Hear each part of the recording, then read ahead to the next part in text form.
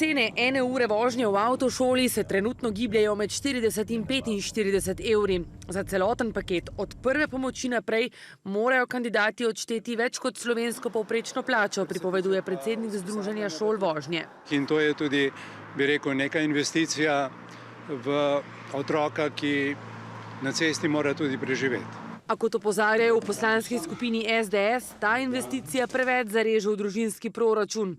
Zato predlagajo paket ukrepov, ki bi velik strošek znižali za polovico, prav tako naj bi odpravili čakalne dobe. Med drugim bi prepolovili minimalno obvezno število ur obvezne teorije, pa tudi praktične vožnje.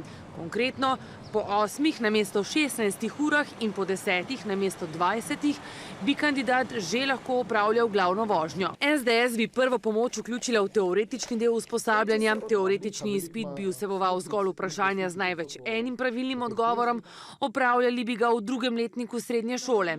Kandidati bi takrat opravili tudi varno vožnjo. Da se ta varna vožnja ne upravlja tako, kot je to zdaj, ko jo morajo potem kandidati po tistem, ko pridobijo izpit, opraviti med 18 in 21 letom starosti, ampak da se opravi najprej ta vožnja na poligonu, šele potem pa se kandidata spusti na cesto. Vozniki morajo najprej dobiti nekaj izkušenj v prometu in šele potem grejo na tečaj varne vožnje. Ki pa je po besedah Logarja eden glavnih razlogov, da se je prometna varnost med mladimi v zadnjih 15 letih izboljšala.